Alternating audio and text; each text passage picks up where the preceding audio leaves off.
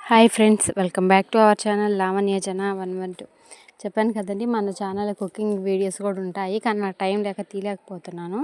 ఈరోజు నేను ఉల్లి కారం గుత్తి వంకాయ చేశానండి. చాలా టేస్ట్గా ఉంటుంది. ముందుగా వాటి కోసం చిన్న వంకాయలు తీసుకున్నానండి. మీరు తెల్ల వంకాయలైనా లేకపోతే నల్ల వంకాయలైనా తీసుకోవచ్చు. వాటిని మనం గుత్తి వంకాయ కోసుకుంటాం కదా, అలా కోసుకొని ఉప్పు నీళ్ళలో వేసి పెట్టుకోండి.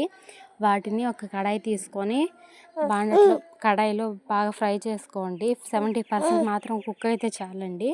ఈ లోపల మనం కర్రీకి కావాల్సినవి చూసుకున్నాము. ఆనియన్స్ ఒక 2 తీసుకున్నానండి, పెద్దవి. జీలకర్ర, ఉప్పు, మిరప్పొడి వేసి బరగ్గా మిక్సీ పట్టుకోండి. మరి మెత్తగా పెడితే టేస్ట్ బాగుండదు.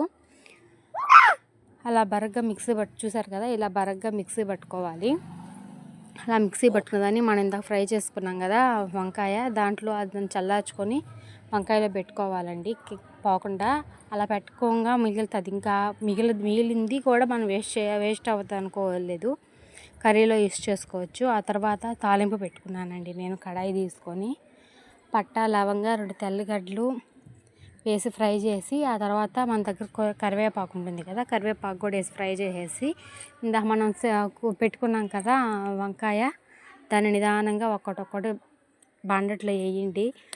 ఆ తర్వాత దాన్ని ఫ్రై చేయండి. మిగిలింది కూడా దాంట్లో పోసేసి లైట్గా ఫ్రై చేయండి. కొంచెం చిటికెడు పసుపు వేస్తే సరిపోద్దండి, మరి ఎక్కువ వేసిన టేస్ట్ బాగుండదు.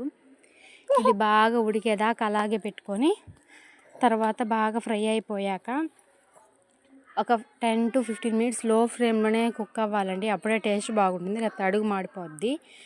దాన్ని మూత వేసుకొని తీస్తూ కలుపుకుంటూ ఉండాలి. ఫైనల్గా కర్రీ రెడీ అయిపోయింది. కొత్తిమీర వేసుకొని గార్నిష్ చేసుకుంటే మన కర్రీ రెడీ అయిపోయినట్టేనండి. టేస్ట్ అయితే చాలా బాగుంటుంది. వేడివేడి అన్నంలోకి కొంచెం నెయ్యి వేసుకొని తింటే. వీడియో నచ్చినట్లయితే లైక్ చేయండి, షేర్ చేయండి, సబ్స్క్రైబ్ చేసుకోండి ఫ్రెండ్స్. బాయ్.